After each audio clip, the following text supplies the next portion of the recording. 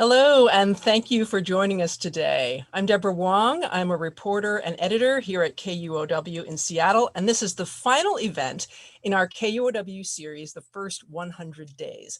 We've been chronicling the first 100 days of the Biden-Harris administration as it deals with the pandemic, education, immigration, international relations, and more. And we've heard from NPR's Allison Aubrey and Anya Kamenetz and the BBC's Anthony Zerker. Today, we are pleased to have with us Scott Horsley, who is NPR's chief economics correspondent. You've heard Scott report on everything from unemployment to retail sales to consumer prices and inflation. He looks at how vaccine rates are affecting businesses, how government rescue plans might affect jobs and personal income. Before taking on the economy, Scott was a longtime White House correspondent. He covered the Obama and Trump White Houses, so he's deeply knowledgeable about policy and politics. Scott, thank you so much for joining us. Yeah, it's great to be with you. I wish we could be together in person, but it's nice to be with you in this virtual setting. Absolutely. Someday, Scott, we will be together in person. And thanks to all of you in our virtual audience for joining us. We'd love to hear from you during this conversation. Please share your questions with us in the comments section. We'll be monitoring them as they come in, and we'll try to get to as many of your questions as we can. Okay, Scott, there's a lot to talk about here, but let's start with the big picture and then narrow things down. Last year was a very tough one for the economy as we reeled from the pandemic. Where are we economically in the first 100 days of the Biden administration? Well, we're much better than we were, say, a year ago, and we're better even than we were on January 20th when Joe Biden took the oath of office. If you think about it, late January was really the worst of the pandemic. Where we were losing, thousands of people every day. We had hundreds of thousands of new infections every day. But President Biden was relatively fortunate in his timing, in that was kind of when the pandemic was at its worst and the economy had already bottomed out and was on the road to recovery. And so in his first 100 days, we've seen the vaccination rates go way up. We've seen the infection rates come way down, although they're still higher than we'd like them to be. And as that's happened, the economy has really blossomed.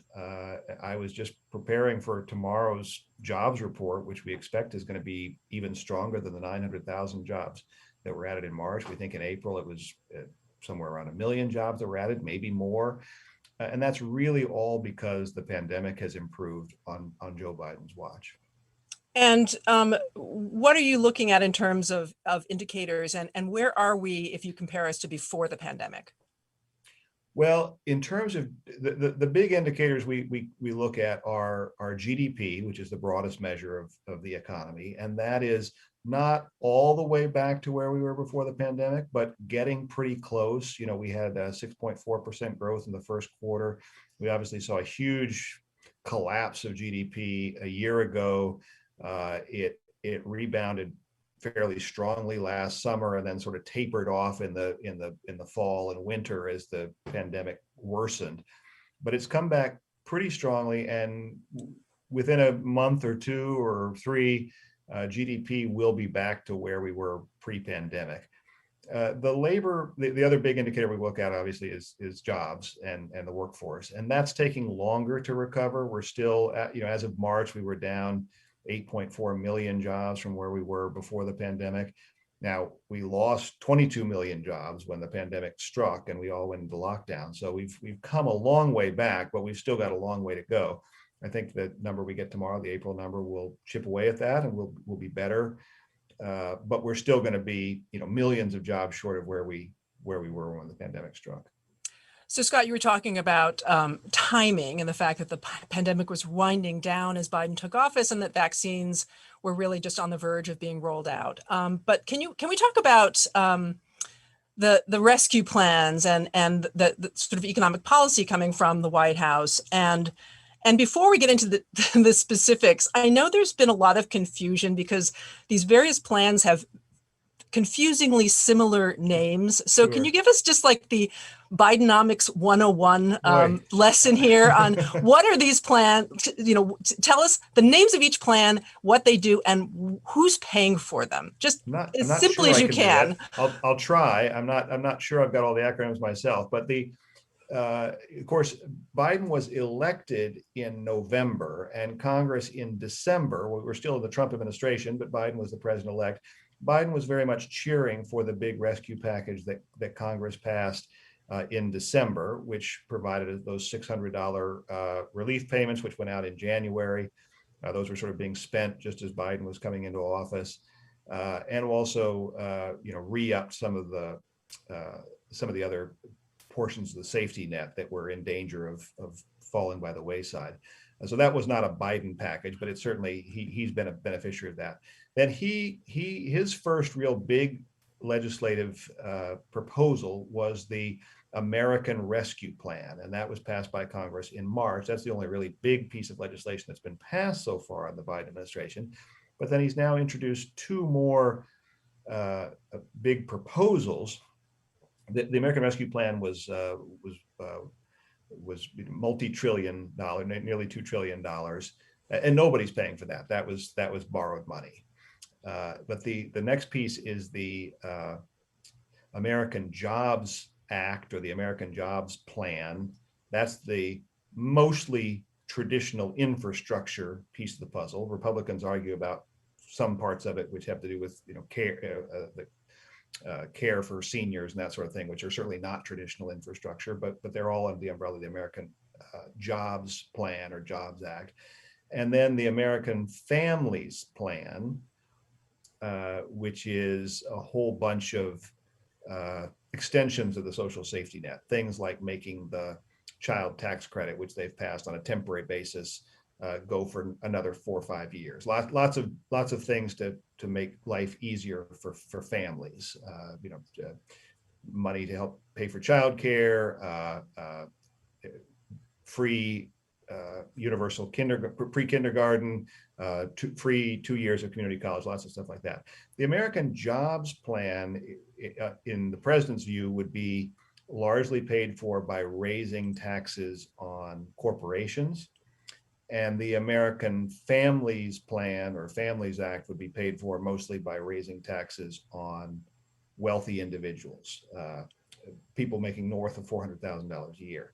And when I say paid for, there's a little bit of creative bookkeeping there, because it would take something like 15 years of tax receipts to pay for 8 years of spending in those two plans. So they're not, strictly speaking, paid for dollar in real time, but they are, in a sense, matched with tax revenues, whereas the rescue plan was just on the federal government's credit card. Okay, that was a really great, simple explanation. Thank you for that. I know it was simple, but well, it was simple as you can get, I guess. So let's just talk about the American Rescue Plan and the $1,400 stimulus payments made to people. First of all, I'm curious if any of our audience members want to add in the chat what that stimulus payment has meant to you. I'm curious what that $1,400 stimulus payment has meant for the economy. Like, what effects are we seeing from people suddenly getting this amount of money in their bank accounts? Well, it's interesting. So we've had 3 rounds of these relief payments now. There was the $1,200 that went out last year with the CARES Act, very, very early in the pandemic. Then there was $600 that went out in January. And then there was now another $1,400 that mostly went out in March and the early part of April. And thanks to the sort of boom in real-time tracking information, we can kind of tell what's happening with that money. I mean, we can now monitor in pretty granular ways how various people are spending or saving or banking the money, using it to pay down debt, what they're doing. There's all kinds of economists now who are tracking very granular bank account data and so forth. And what we know is that in the January $600 payment that went out, it did give a real boost to consumer spending, but really only among fairly low income folks. So folks who were kind of up against it, had drained their bank account. Maybe they've been out of work or just kind of hanging on. They rapidly spent that money, but upper income folks mostly socked it away in the bank. And I think the pattern is pretty similar with the $1,400 payment that went out in March and April, where lower income, you can see an immediate boom in spending by lower income folks when those relief payments went out.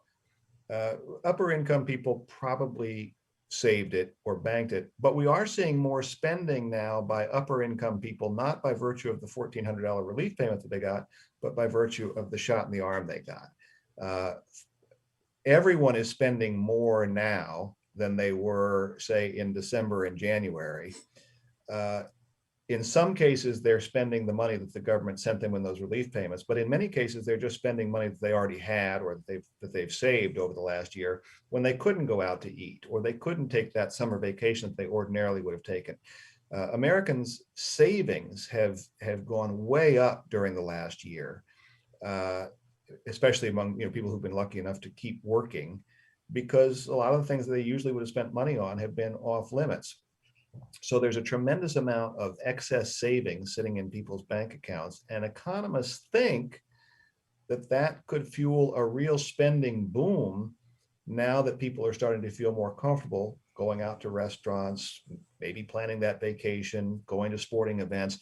I wouldn't say it's completely open season. Obviously, only about a third of the country is fully vaccinated so far, but you can definitely see as the vaccinations have ramped up, spending has ramped up, and in particular, spending on the kind of in-person services that we weren't really doing when infections were raging and the hospital ICUs were filling up.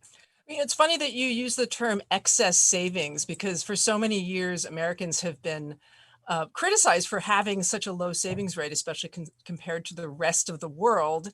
And yet, we at this point, we don't want people to save. We want them to go out and spend money and help kickstart the economy.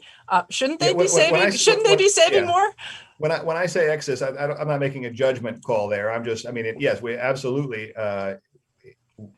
If ever we had an object lesson of why it's nice to have a little, financial cushion, the massive dislocation we've seen of the last year has been a reminder of that. So when I say excess, I just mean in excess of what they traditionally would have saved. And I think a lot of those excess savings won't be spent in short order. I think a lot of folks will come out of this, a little jaded and want to have a little bit more of a cushion in the bank for the next time they're out of work, and especially professional workers who traditionally maybe were less affected by cyclical ups and downs in the economy. But at least in the early months of this pandemic, pretty much everybody was affected, and of course lots of folks were able to adjust and find ways to work from home or find ways to do other kinds of make other kinds of arrangements. But everybody certainly felt that dislocation in the early months of this, and I think that'll be, my parents went through the Depression. It absolutely affected their views on spending and saving for the rest of their lives, and I think it was sort of passed on in the genes to my brother and sister and me, and I think this may well have a similar effect. But that said, there's a potential for a little bit of a roaring 20s here as people try to make up for lost time. We are talking with Scott Horsley, NPR's chief economics correspondent, about the first 100 days of the Biden-Harris administration. And Scott, Joe Biden campaigned as a moderate, and he's really calling for, in these rescue plans, what amounts to a pretty massive expansion of government programs. And he's being compared now to FDR. Is that a fair characterization? And what accounts for that shift? There's lots of historians who have time on their hands and are trying to draw parallels, so that's part of it. And of course, every president is held up against FDR. If FDR is certainly sort of the yardstick, especially when it comes to the 100-day marker. The whole notion of a president's first 100 days dates from FDR, who came into a crisis and created a whole laundry list of programs to address it in his first 100 days. So that's where that whole yardstick comes from. I am sort of in a wait and see mode. I would say, the American Rescue Plan, the first of those packages we talked about, that was $1.9 trillion. So that was double the rescue package that President Biden and then President Obama and Vice President Biden managed to push through after the great financial crisis in 2008 and 2009. So it was a big package, but it was all borrowed money, and it was all sort of short-term spending. It was all kind of the now you see it, now you don't money. And I don't think that will have a lasting effect on the economy. So if that, and that's the only thing that's been passed so far.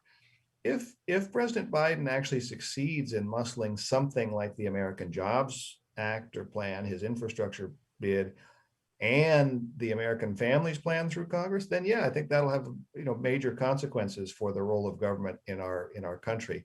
But I'm not convinced he's going to be able to do that just yet. Those are bigger moves, more lasting role of government. I do think there's certainly an opportunity. I think the pandemic has altered people's views on what is acceptable for the government to do. I mean, obviously this once in a generation, maybe once in a century pandemic, the government was the only institution with the scale to respond.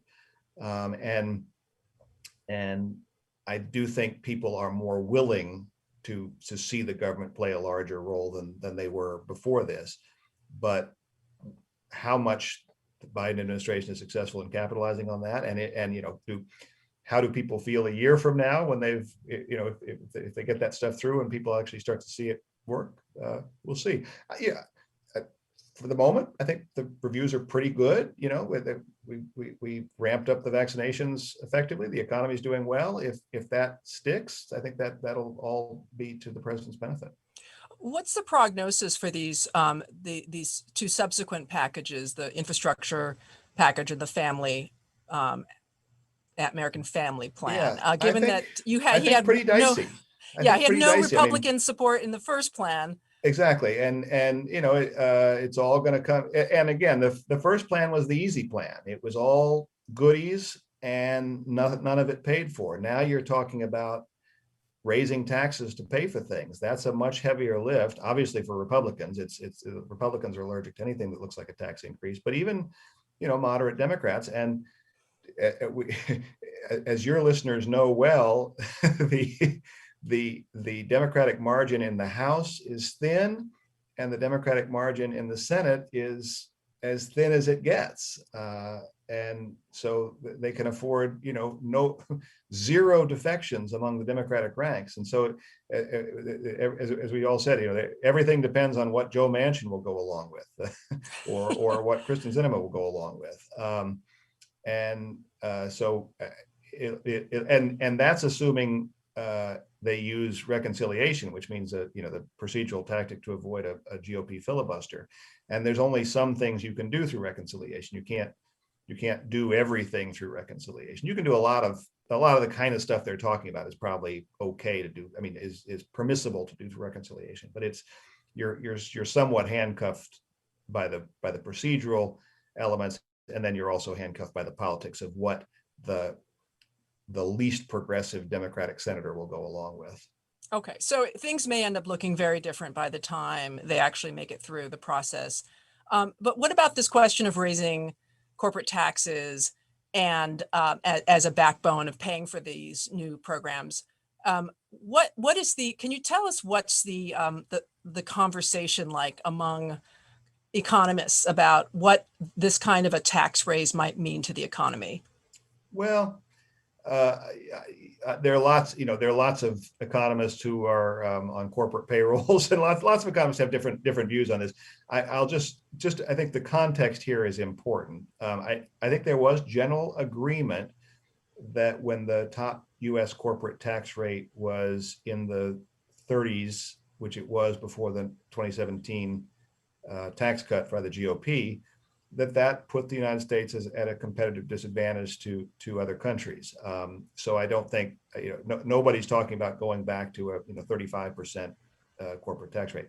The rescue plan, the jobs plan calls for a top corporate tax rate of 28%. In remarks today, I think Biden sort of offhandedly said a corporate tax rate of 25 to 28%. So maybe he's already kind of negotiating down from that 28%. It's at 21%. It went, the GOP tax cut in 2017 lowered it to 21%. That was lower than most people thought that Trump was going to be successful in getting it to. I think most corporations would be sort of fine if it went back to 25%. I mean, they'd like to keep it as low as they can, but if it went to 25, they could certainly live with that, and could probably live with 28%. It's important to remember that as a share of the economy, the United States collects a lot less money from corporations than most of our, G7 counterparts. Most countries get more revenue out of their corporations than we do. And it's not just a function of the rate, but all the carve outs that we have. And that's why, as Biden likes to point out, lots of big companies don't pay anything like whatever the headline rate is, 21% or 28% or 25%. They pay in some cases zero. We're speaking to Scott Horsley, who's the chief economics correspondent at NPR, and we'd love to hear from you. If you have questions for Scott, please put them in the comment section, and we'll get to them. Scott, I want to ask you about an image that stayed with me from a recent story that you reported. It was about manufacturers whose factories are now suddenly up and running because of increased demand for their products, and they're really having a hard time getting supplies to make those products. You talked to the guy named Drew Greenblatt, who runs a steel supply company in Baltimore. And here's a clip of that story. Greenblatt says hinges and other parts he's used to getting from suppliers in a day or two are now taking weeks to arrive. Last month, we would have shipped 25% more if we had not had these shortages.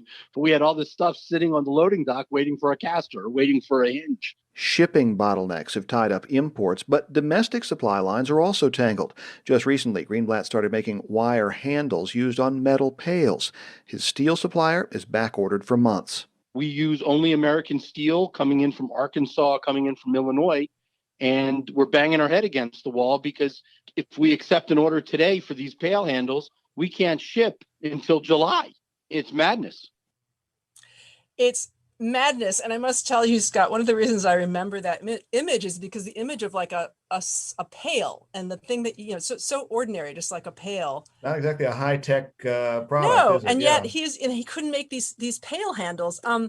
I imagine this is a story that we're seeing all over the country in many different industries. Where else are we seeing these supply shortages? Yeah, pretty much everywhere. I mean, the marquee example, of course, is the automakers who, as we've all discovered now, who knew there were 3,000 computer chips in an automobile. I knew there was a computer, right? Because when you take it to the mechanic, he says, well, we're gonna have to hook it up to the computer and see what it says that check engine light's telling us. But thousands of computer chips in these cars, and if they don't have them all, they can't make the car. Or I guess they can leave a few of them out. Maybe okay, so your seat can't recline quite so much automatically or something. But most of them are integral to the car, and so you've got multiple auto plants in this country which have been idled because they don't have enough computer chips. Just like Drew Greenblatt had. I think the product he was talking about, they make these rolling stands that hold IVs in hospitals, which have probably been in a lot of demand over the last year, and they couldn't get the casters, the little rollers on the bottom, and so they've got the fully assembled thing, but they don't have the caster, and they can't ship it, and that's happening at factories all over with all different kinds of parts. And you're on the West Coast, y'all know what's going on with the cargo ships coming from Asia.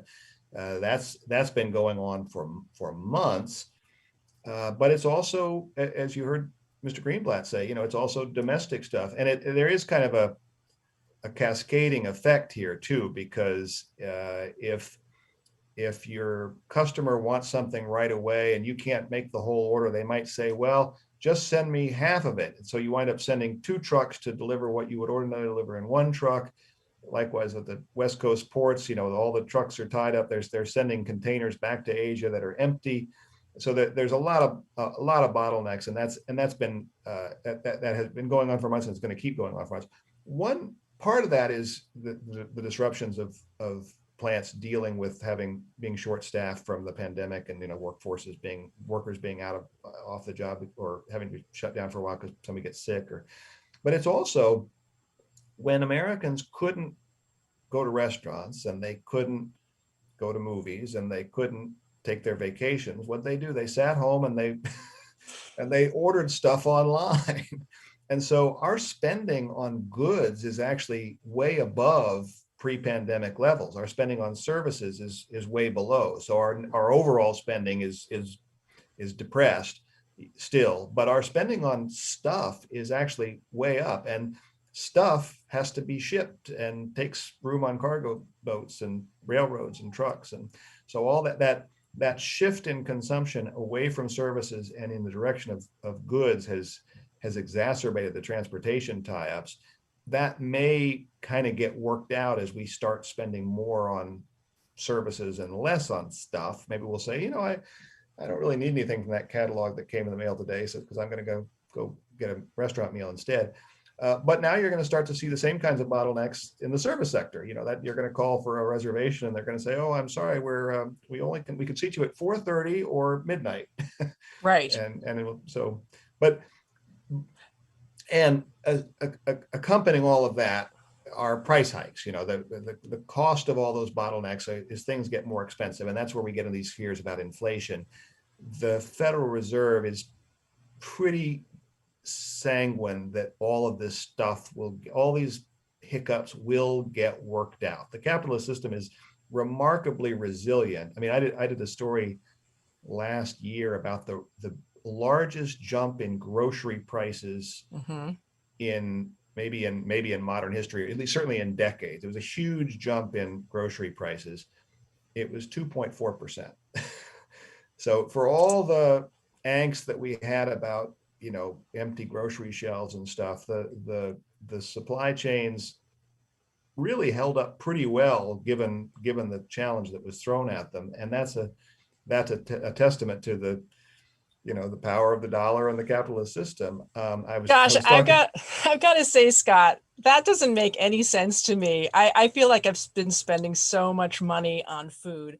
Or it could be that I've got 5 people in my house now to feed. So I'm not sure which is true. Yeah, I mean, you got, when we say the price went up 2.4%, what we mean by that is, the price of a dozen eggs was 2.4% more than it was a year ago or so, something like that.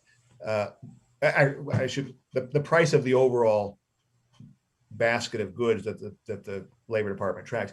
But you're probably buying a lot more eggs because you're cooking because we're not going out to dinner at home. Yeah. So exactly. So the share of your food bill that is at the grocery store is much higher, but the price of each individual item didn't go up that much. And eggs are a bad example because people bought a lot of eggs. Even if you can't cook, people bought eggs, right? Because they're shelf stable. You can boil them anyway. Yeah. Eggs went up higher. Yeah. Exactly. The price of eggs went up more than 2.4. The overall grocery bill went up 2.4%. Right.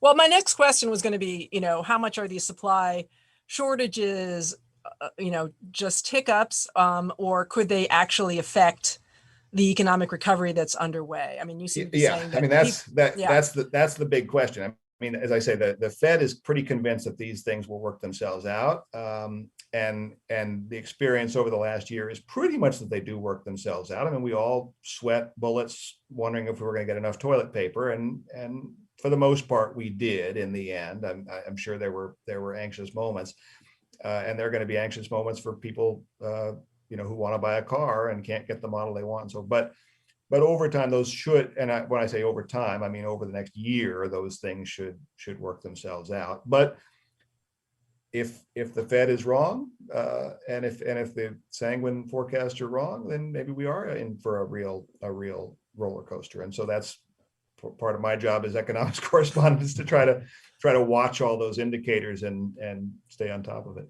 Well, I'd like to hear from our our audience whether you're seeing signs of inflation in the basket of goods that you buy for yourself. Are you seeing it in food? Are you seeing it in I mean, whatever, how are people spending their money these days? I don't even know.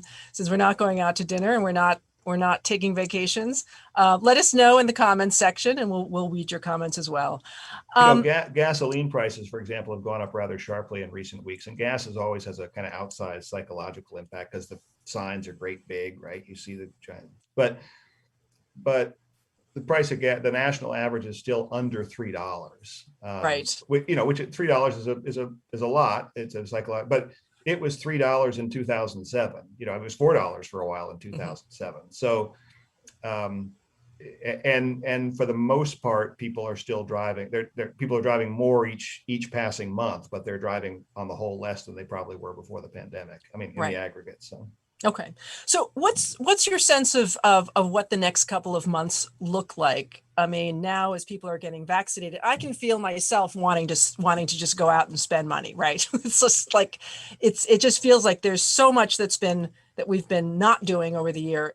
I just, you get the sense that people are just going to as soon as they're vaccinated, they're just going to go out and eat out and, go on vacations and see people and it's going to be a fairly dramatic change. Is that the forecast for the economy? I think that is the forecast. Now, I don't think people aren't going to go crazy. I think it's not like throwing a switch. But I've talked to a lot of people who felt a great sense of relief when they got that second shot or got the one shot from J&J. And even if they're going to be maybe a little cautious and sort of tiptoe out, I think they're going to be eager to do all the things they haven't been able to do. And it won't necessarily all be about spending money. The stuff about spending money is what I focus on, but a lot of it's going to be, visiting the grandkids. Or mm-hmm. I'm planning a trip home to see my 92-year-old dad, who I haven't seen in a year and a half. Nice, that's great. Now, I will spend. It's not about spending the money; it's about seeing my family. But it will, it's going to cost me some money to get there, and that means the economy will feel it. And absolutely. I do think there'll be a lot of that sort of stuff. I will have the caveat. There's been a pretty sharp decrease in the daily rate of vaccinations in the last few weeks. We were doing 3.5 million shots a day at the peak there, and now it's just north of 2 million shots a day, which is still a lot, and little by little it chips away. But as I think it was somebody from the Kaiser Family Foundation said, the good news is everybody who wants a shot basically can have one now. The bad news is everyone who wants a shot has had one, and getting the remaining whatever it is, 60% of the population vaccinated is going to be harder and slower. And as President Biden said, it's not just stuff he can control. It's not just a matter of calling up enough National Guardsmen to staff the vaccination centers and making sure that Pfizer and Moderna and J&J deliver enough shots. It's the psychology of getting all the people who are on the fence and those who are committed opponents to take their medicine. So Scott Horsley, you're chief economics correspondent for NPR. We here at KUOW do not have a chief economics correspondent. So we've been kind of really scrambling and thinking deeply about how to cover the local economy and the stories of recovery. And because there's so many stories to tell that we really struggle with, like, how do you do justice to all of these diverse experiences that people are having through the pandemic and through the recovery. So we don't have an economics reporter, but we do have somebody who is looking at small businesses and telling their stories. The reporter's name is Joshua McNichols, and he's decided, and I think this is a great idea, that one way to tell the broader story is to focus on one street at a time. So he's looking at like one street in a number of different communities in places that we cover. This project is called the Main Street Project, and he started on Main Street in Seattle. He's been to Tacoma and Mount Vernon, and he's headed to Bellevue. And it's really interesting when he, looking at one street, like the range of stories that he comes back with. And I wanted to mention this because I want our listeners to know how to get to those stories. They're at our website at kuow.org/Main Street. And we'll be featuring Joshua's Main Street project in an upcoming Unpack the Story event in June. And so, That sounds Scott, like a great project. yeah, it's fantastic. And I'm just wondering, you have this enormous portfolio, which is to cover the world's largest economy. And so how do you decide how to focus and how to tell all of those disparate stories? Yeah, I mean, some of them are obviously sort of must do's, right? The monthly jobs number is always a pretty big indicator. The quarterly GDP numbers are pretty big, and then we try to find, those are numbers, and those give you the outline of what's happening, and then you try to find the real people that can illustrate that. But sometimes I have to say, when you look at, there was a spending report that came out a few weeks ago that was just right there in the numbers. You could see the liberation that people were feeling as the vaccination rates went up and the caseloads went down. It was the monthly consumer spending, and for the first time, I think during the pandemic, online spending wasn't taking a huge chunk of the consumer dollar, and restaurant spending went way up, and sporting goods spending went way up, and even clothing, which has been sort of moribund for most of the past year, went up. And you could, just in those raw numbers, you could almost paint a picture of somebody who is like, I'm going outside. I have to get something to wear other than sweatpants. I'm going to, buy that baseball glove because I'm going to a professional baseball game. I'm going to catch a foul ball. And when you look at the TSA numbers of people passing through the checkpoints at airports, you can think of the stories behind that.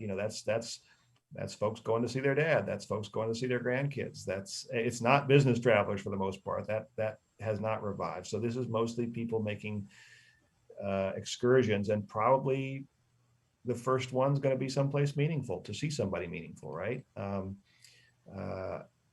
I have a friend coming to visit in June who's going to be laying her husband to rest at Arlington Cemetery. That's something she's been waiting a long time to do, and so I think a lot of those very human stories behind the numbers are what we look for, and so sometimes the picture is clear. Sometimes the picture is very muddled, and when I talk about this boom that I think we're going to be seeing in the months to come, I think that's a very important story, and one we'll spend a lot of time. I don't want to forget, as of this morning, there were still north of 16 million people getting unemployment benefits in this country. There's still an enormous amount of hardship out there, and something like 600,000 of our fellow Americans didn't live to see this boom, and we should never lose sight of that. So in any economy the size of ours, there's going to be lots of variation, and we try to be respectful of that and not ignore all the variation. We're speaking to Scott Horsley, NPR's chief economics correspondent. And Scott, we have a couple of questions from our audience. Leah on YouTube asks, what do you think will happen next to interest rates? I think they're going to stay near zero for a long time. And when I say a long time, I mean probably at least till the end of next year. And I say that not because I have any sort of particularly good crystal ball, but I say that because every time the Federal Reserve meets, they come out and they tell us, we're going to keep interest rates really low, near zero, for a long time. They've been incredibly consistent in their messaging, and they've said we're not going to be spooked by transient inflation. We're not going to raise rates until we see actual inflation above 2% and poised to stay above 2% for a while, and until we're at full employment. So those are some very objective criteria that the Fed has laid out for raising interest rates, and they're all in agreement on what the benchmarks are and when they'll trigger a rate hike. To the extent there's any disagreement, there's some variation in how long they think it'll take to reach those benchmarks. But we can all see what the benchmarks are, and we'll know when we get there. And there's lots of folks on Wall Street and elsewhere who kind of keep betting that no, I think the Fed's going to have to raise interest rates sooner. But the Fed's been very, very explicit about their plans, and there's no mystery about what their plans are. Which is great for somebody who wants to borrow some money. It's not so good if you're living on savings and counting on interest rates to deliver a little bit of a bump to your CD or something. Right. We have a question from C Sessions on YouTube. What is your sense of the Biden administration's desire to further regulate the gig economy?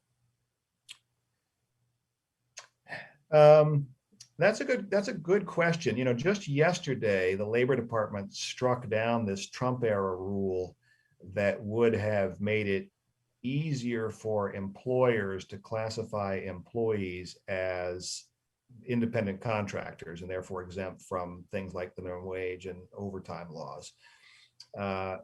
But it didn't specifically address gig workers. So, I think the administration is wary of employers so by repealing that Trump era rule, that the Biden administration is basically saying we're going to stick with the tried and true old rules where unless you have to meet a bunch of different tests, and as long as you meet these old standards, you're an employee and you're subject to the wage and overtime rules and that sort of thing. They're skeptical of employers that try to classify too many people as contractors. But when it comes to the quote unquote gig economy, I think they are. Well, I imagine they can read what happened in the California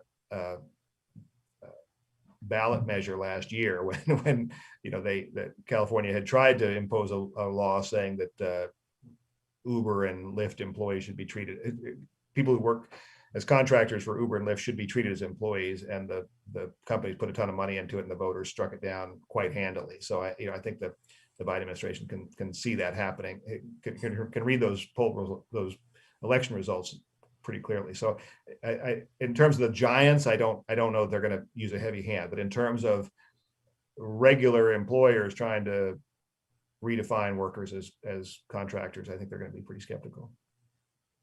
Scott, earlier you were talking about remembering that there are still so many people who are unemployed at the moment. And I did want to talk a bit about income inequality. And this, something that we see really starkly here in Seattle, because we have such a concentration of wealth in this town.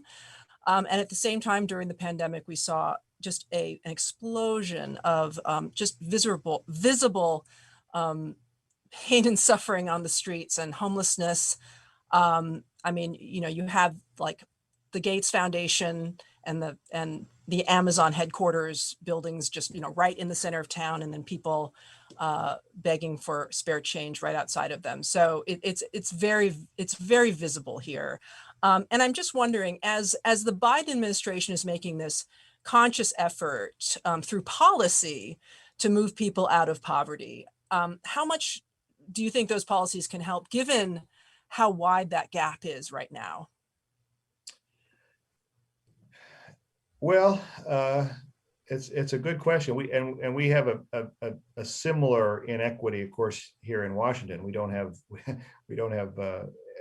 Amazon's headquarters, but Jeff Bezos has a very large house here. And I know in the underpass that's across the street from NPR's headquarters, there's a pretty sizable tent city, and it was sizable before the pandemic. And surely the pandemic has only made things worse. Unquestionably, the Biden administration's policies are aimed at chipping away at income inequality, both pre-tax and after tax. That is, their tax policies are aimed at attacking it sort of by not raising taxes on anyone under 400,000 and raising taxes pretty substantially on millionaires. But more importantly, they're interested in, policies that give workers more bargaining power through organized labor or other means. They're interested in policies that subsidize sort of working class and middle class families, whether it's through more generous education benefits or childcare benefits or healthcare benefits, all that sort of thing. I still think we're going to, none of that I think is going to rectify the huge gulf that you're talking about, and that's illustrated by folks living in tents opposite the Microsoft campus or something like that.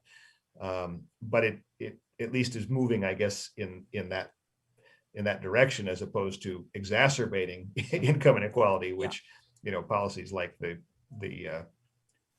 previous administration pursued. You told this really interesting and sad story about drug overdoses, which we know are up during the pandemic. But the reason you did the story as economics correspondent is because there's a surprising connection between drug overdoses and federal stimulus money. You told the story of a woman named Karen Butcher, whose son had died of an overdose after receiving his relief payment. And here's a clip from that story. The restaurant in Scott County, Kentucky, where Matthew worked as a bartender, actually closed before the pandemic. But then all the other restaurants in the area shut down as well. Butcher says her son was increasingly isolated. He was lonely. He was depressed. He didn't have a reason anymore to get up and keep going. The job was gone. And then all this money flows in because of unemployment. So you're isolated, you have lots of money, and your coping skill has always been drug use. Yeah, and that story is really devastating because it seems to be this unintended consequence of a policy that's meant to help people. Did you see a lot of that? Well, and I should say, I mean, I don't necessarily. That was certainly Karen Butcher's impression of one of the causes was. And the reason I got involved in doing that story was Casey Mulligan, who was a White House economist in the Trump administration, had written a paper where he was really talking about the cost of government lockdown orders, for want of a better word, on deaths of despair, and this was a contentious issue in the early months of the summer last year when Trump was still in office. The White House people were saying, well, we can't let the cure be worse than the disease. We can't have such restrictive government lockdown orders that we have more people committing suicide, more people dying of drug overdoses, and so forth. And so Mulligan's paper was sort of arguing for that connection. Ann Case, who helped coin the phrase "deaths of despair" with her husband, she's a Princeton economist. She's sort of skeptical of that causal link. She thinks that the real spike in drug overdoses that we've seen in the last year has more to do with the westward spread of fentanyl. Fentanyl used to be really kind of a problem in the eastern U.S. and not so much in your part of the country. And now fentanyl is everywhere, and it's just orders of magnitude more deadly than heroin and prescription opioids and that sort of thing. I'm sure there's truth in both of those things. There's no question that during the pandemic we had more social isolation. It was harder for drug users to get to meetings. They are more likely to be using drugs alone, in their home or their part wherever. And so if they do overdose, there's nobody there to call 911 or administer Narcan or something. So it's a complicated story. There's lots of factors, but as Karen Butcher says of her son, he was lonely, he was isolated, he lost his purpose, and he was getting $600 a week, which he didn't have much to spend money on, so he might have spent it on illicit drugs. Scott Horsley is senior economics correspondent for NPR. If you have questions for Scott, please let us know in the comments section. We have a question from Scott. From C Sessions on YouTube again. Scott, what do you miss about covering the White House and what do you not miss? This is a loaded question, I think. I would say that I don't miss the regular 5 a.m. wake up calls, but I still seem to get them on a pretty regular basis. In fact, the morning that the Trump White House revealed that Donald Trump had COVID, I got woken up at like 3:30 in the morning to report on how Asian markets were responding to this news. And I'm like, man, I thought I was going to be working banker's hours when I went on the economics beat, but Asian not banker's so much. hours. So yeah, Asian exactly. Yeah. It reminds me, there's some financial reporter I remember reading one time who said for some reason all the meanest stockbrokers he ever knew were on the West Coast, and he assumed it had to do with their having to not just get up, at our market time, but 3 hours earlier. I do miss the camaraderie of my fellow reporters. When I first went to work covering the White House, I assumed it was going to be a very cutthroat environment, and it is competitive. There's no doubt about it, but it's also a very supportive environment. There's a lot of sort of us against them, regardless of administration. The press is always sort of on one side and the administration on the other. In usually a sort of friendly and professional adversarial way. It was not either friendly or professional in the Trump era, but it was certainly adversarial. But I do miss the camaraderie of my colleagues and competitors, and I kind of miss the opportunity to travel around and go to a lot of places that I probably wouldn't get to go if I didn't have a presidential entourage to be chasing. Either wouldn't get to go or wouldn't have any interest in going. We went to lots of places that would not necessarily be on any tourist bucket list, but which were fascinating in their own way. And then we got to go. There are some perks of the job. We got to go to some tourist sites that most folks would stand hours in line and we'd be whisked through. I remember a pool report one time where some reporter said, every year millions of people come to see the Forbidden City in Beijing, but only a lucky few get whisked through in 10 minutes and don't get to see anything. So I must say the first time that I went and I saw the White House press room, I was shocked by how small it is and how claustrophobic. And it's almost like it's like all these little mice in their little, in their maze. It's not anything that it looks like on TV. Well, the press room is basically a TV set, and everyone who sees it on TV thinks it's much larger than they are, and when they see it in person, they think it's like a miniature dollhouse that somebody's made. Where's the real one? This is the mock-up. But yeah, it's pretty claustrophobic. And even the White House. I mean, it's a grand, beautiful building, but it's not an enormous place. It's a much smaller building than lots of heads of state would occupy in other countries. Yeah, exactly. The American modest little house. So there's a comment from Constance on YouTube who says, Scott, your reporting over the years has been and continues to be insightful, kind, relevant, and exceptional. Thank you for gracing our airwaves and illuminating our world. That's nice. Is there a butt coming or? No. Well, but I did want to raise one of my favorite stories that you were involved in. You were sort of famous for this competition that you had with a computer. It was something that Stacey Vanek Smith from Planet Money put you up to. You had to write a news story about an earnings report and you were in a race with a computer to see who could write it faster. So let's take a listen to that. All right, let's do this. The Wordsmith computer is booted up and ready to go down in North Carolina. Scott Horsley is at his desk. Oh, here we go. The earnings report is out. On my marks. Get set, go. Horsley starts right away. Oh, Scott Horsley was a news spot writing man. We called up Automated Insights to see how the computer was doing. They hadn't even started. I will tell my engineer that the race is officially on because they've gotten the earnings report. He's smiling now. 1 minute down. 2 minutes.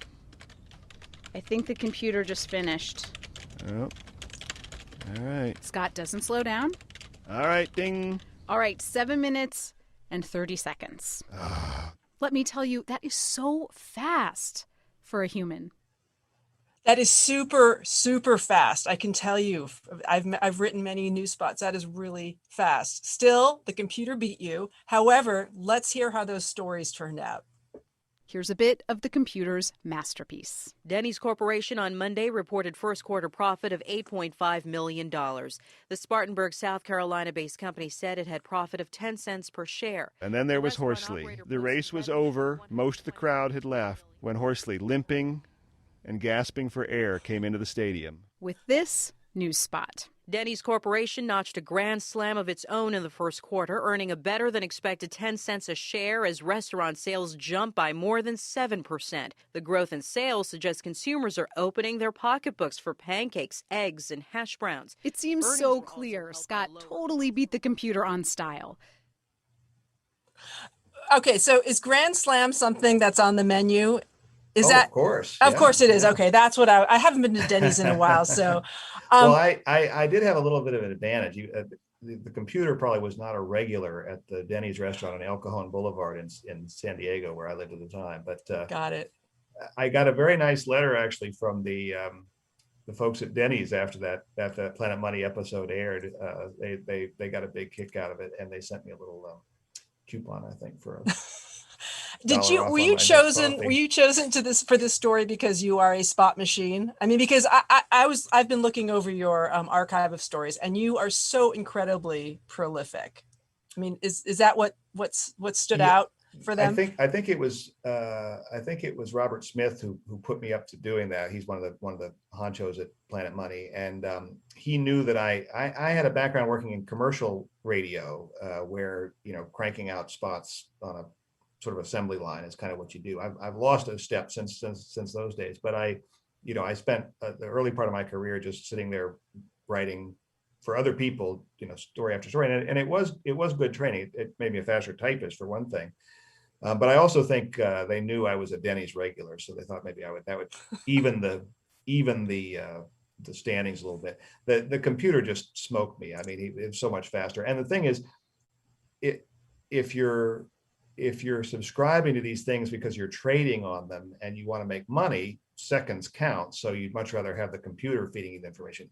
If you're trying to learn something about what Denny's quarterly earnings say about Americans' infatuation with hash browns, then I think you're better off listening to NPR. And so that's what it's a kind of a silly little story, but in a way that's still what I'm doing, right? I'm looking at these monthly spending things, and I'm trying to say, what's the story behind these numbers? What does this mean about how are Americans feeling? What are their hopes? What are their aspirations? What are they doing with themselves? And I used to say, as a business reporter, I only do stories about money, and every story is about money. Yeah. And that's true up to a point, but really, every story is about people, and the money is just a way that we kind of can track what they're thinking and feeling and doing. And the stakes have been higher than ever in the last year. And so it's been a fascinating story to follow. I mean, the worst downturn in any of our lives, and then a pretty rapid, albeit still very incomplete, rebound, but with lots and lots of casualties along the way. And I think the story of how that shapes where we go from here, do we take those lessons and try to make something better and more equitable and saner, or do we just have a big mass burning party and go back to living like it's 2019? I don't know. Well, it is a fascinating beat that you're on, Scott, and I really don't think that your job is in any peril. I don't think that computers are going to be taking over anytime soon. We're coming to the end of our time, but I wanted to ask you, what is, if you could leave us with just a couple of words about what you think the next big economic story that we should be watching for, like when you next report on it, we want to be able to say, hey, I knew that was coming because I heard Scott talk about it. at KUOW? If we sometimes say, by the time NPR gets on a trend story, the trend is obviously dead. And so if I knew what it was, it would already be priced into the market and it would be old news. It is interesting. I covered the swine flu, mini pandemic or whatever you want to call it, in the early days of the Obama administration, and I read Gina Colada's fantastic book, which I commend everyone, called Flu, which is a sort of a history of the 1918 flu and also the very modern scientific search to try to figure out what was behind that and so forth. And at the end of that book, she writes about the risk of a global pandemic and the risk of what happens when a naive population encounters a new pathogen, and also the risk of sort of animal husbandry practices in different parts of the world, and the dangers that occur when avian pathogens get mixed up in mammals that can spread it to people that can then spread it to other, can morph and spread to other people. I mean, it's all there. It's like there was, people have said no one saw this coming except everyone who knows about this stuff. And yet, if you'd ask me in May of 2019, what do you think is going to be the next big economic phenomenon? I would have probably said something about the trade. Well, I think that it's going to be really interesting how the trade war shapes out. So whatever the next big shoe to drop is, I'm sure I'll be as surprised as everybody.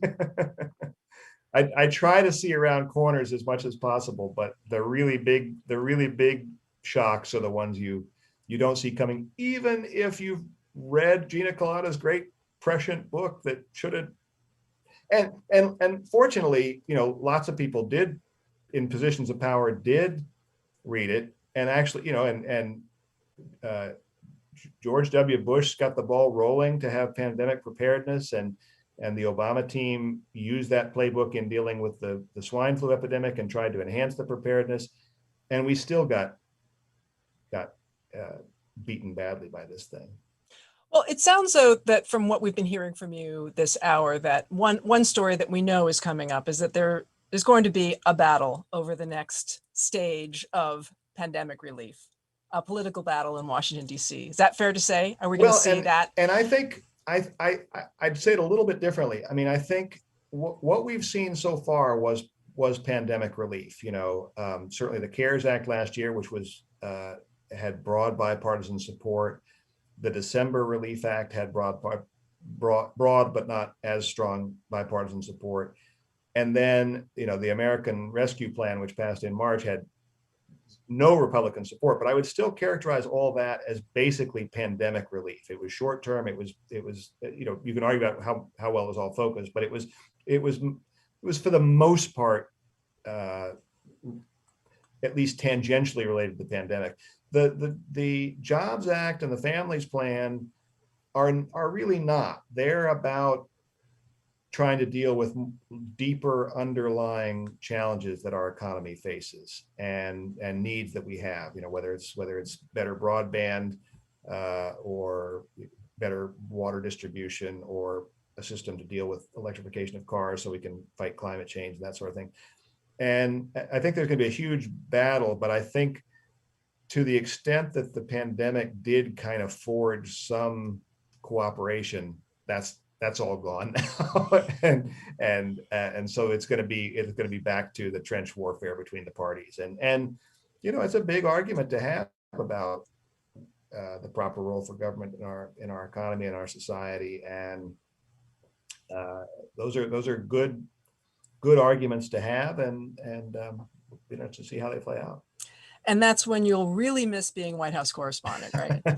Well, they still let me dabble around the edges, as long as if the fact sheet's more than 4 pages, they say, well, that's a policy story. Give that to Horsley. Right. You know, so yeah, I still get to play a lot in that sandbox. Scott Horsley, NPR's chief economics correspondent. It has been such a pleasure speaking with you this hour. Thank you so much for joining us today. It's been my pleasure, and thanks for the great questions, and keep up the great work. Thank you. And thanks to all of you in our audience for joining us today. And if you're watching on YouTube, please subscribe to our channel below. And consider joining us next Thursday, May 13th, for our next special event with KUOW's The Wild podcast host, Chris Morgan. Find out more and RSVP at kuow.org/events. Thank you so much for joining us, and have a great evening.